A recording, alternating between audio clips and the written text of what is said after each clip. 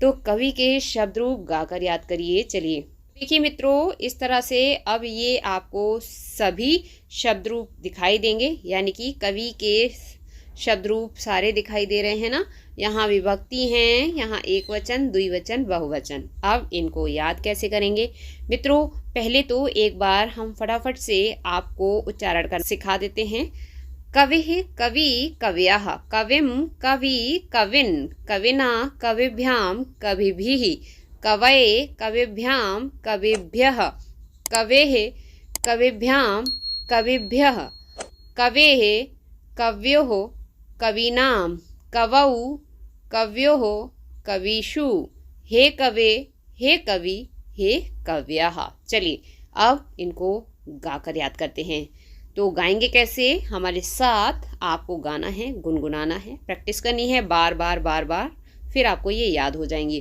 कविः कविं कविना कवये, कविः कवेः कवौ हे कवे, कवि कवि कविभ्यां कविभ्यां कविभ्यां, कव्योः कव्यो हे कवि, कव्यः कवीन् कविभिः कविभ्य कविभ्य, कवीनां कविषु हे कवयः।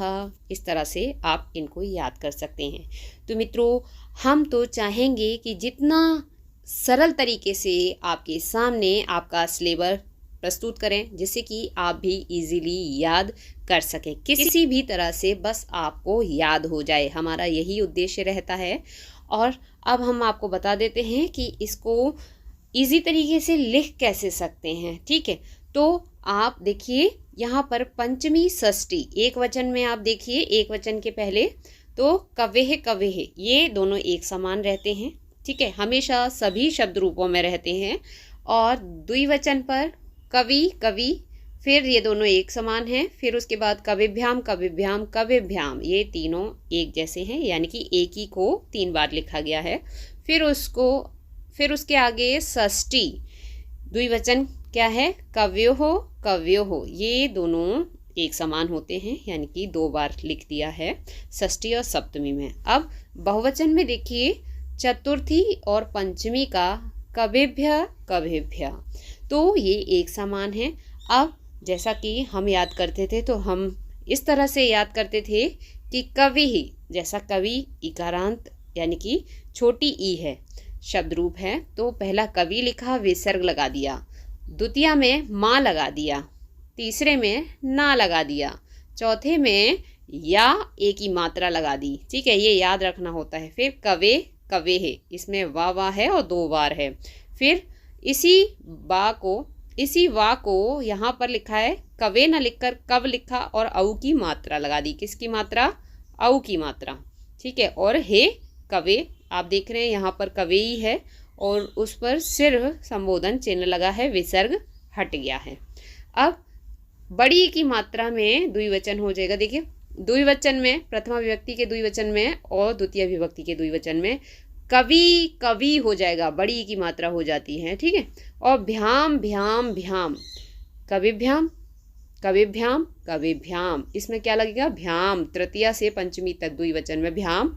उसके बाद कव्यो हो लगता है, क्या लगता है? यो हो, तो आप ओ की मात्रा और विसर्ग, ओ की मात्रा विसर्ग। ठीक है, हे कवि ये प्रथमा ही है। ठीक है, अब हे लगा देना, संबोधन चिन्ह लगाना।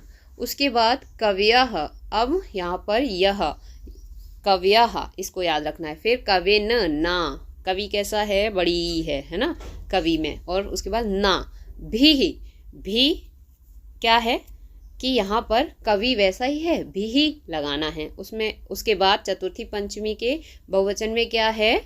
भ्यः भ्यः। उसके बाद नाम, ठीक है, कवि कैसा है? बड़ी ई वाला। और इसमें सप्तमी बहुवचन शु, इस तरह से। और अंतिम संबोधन का बहुवचन यही है, प्रथमा विभक्ति का बहुवचन हे लगाना है, संबोधन चिन्ह याद लगाना है। तो मित्रों, छात्रों, आप इस तरह से भी याद कर सकते हैं। हमने सभी तरह से आपको बता दिया कि इस तरह से आप याद कर लें। कवि के शब्द रूप, एक बार कवि के शब्द रूप याद कर लिए तो सभी इकारांत पुल्लिंग शब्द रूप आपने याद कर लिए। ठीक है, तो इन क्लासों को आप बार बार चलाइए, देखिए, सुनिए, लिखिए। जब आप सुनेंगे, बोलेंगे गाएंगे, लिखेंगे, इतनी तरह से जब आप प्रयास करेंगे तो आपको ये अवश्य ही याद हो जाएंगे। आप लिखना भी सीख जाएंगे। लिखने में याद रखिए कहाँ पर बड़ी की मात्रा है, कहाँ छोटी की मात्रा, ठीक है, कहाँ विसर्ग है। इन दोनों में आप देखो पंचमी षष्ठी में विसर्ग लगता है, सिर्फ एक वचन में सिर्फ दो ही जगह है, पंचमी और षष्ठी, एक वचन में विसर्ग है। उसके बाद आप देख रहे हैं द्विवचन में विसर्ग कहाँ है, षष्ठी सप्तमी में विसर्ग है, ठीक है। इसको हटा देते हैं फिर दिखेगा, ठीक है। इधर देखिए पंचमी षष्ठी एक वचन में इन दोनों में विसर्ग है। और अब आप द्विवचन के देख लीजिए तो यहाँ पर विसर्ग लगे हैं, कव्यो हो, ठीक है। उसके बाद आप देख रहे हैं बहुवचन में तो कभी भी, कविभ्य, कविभ्य, इस तरह से यहाँ विसर्ग है। तो आपको ये विसर्ग भी याद रखने, क्योंकि विसर्ग अगर आपने नहीं लगाए, गलत लिख लिया, हलंत विसर्ग आपको याद रखने हैं। अगर ये गलत हो गए तो शब्द रूप गलत हो जाएंगे, ठीक है। अब आप देखिए माँ हलंत लगा है, ठीक है।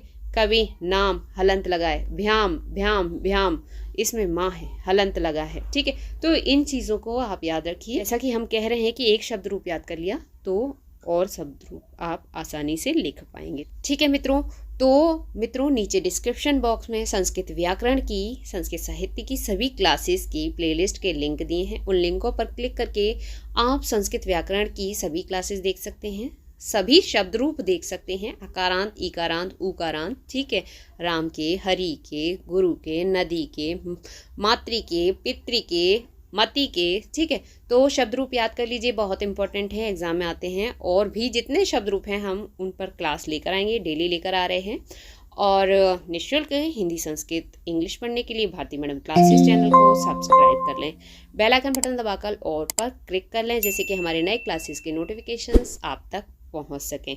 तो मित्रों आज आपकी जूली मैम ने आपको कवि के शब्द रूप सिखाए हैं गाकर, साथ ही बताया कि किस तरह से सरल तरीके से याद किया जा सकता है। तो आज की क्लास आपको पसंद आई है, आपके लिए यूज़फुल है, तो एक लाइक और एक कमेंट अवश्य करें। आपका लाइक और कमेंट हमें बेहद खुशी देता है। इसी से मोटिवेट होकर हम अगले दिन क्लास लेकर आते हैं आपके लिए। और आपको जिस टॉपिक पर क्लास चाहिए, संस्कृत व्याकरण, अगर हिंदी के हैं तो हिंदी के विद्यार्थी हैं तो हिंदी पे क्लास चाहिए, हिंदी विषय पर, या फिर आपको जो शब्द रूप चाहिए उस पर हम क्लास लेकर आएंगे। आप नीचे कमेंट बॉक्स में कमेंट कर सकते हैं जो भी आपको क्लास चाहिए हिंदी संस्कृत की, ठीक है। तो मित्रों, छात्रों, स्वस्थ रहिए, मुस्कुराते रहिए, पढ़ते रहिए, पढ़ाते रहिए, सबको करके दिखाते रहिए और अपना अनुभव बढ़ाते रहिए। मित्रों आज की कक्षा में इतना ही। आज की कक्षा देखने के लिए बहुत बहुत धन्यवाद। कल फिर मिलते हैं एक नई कक्षा में एक नए टॉपिक के साथ।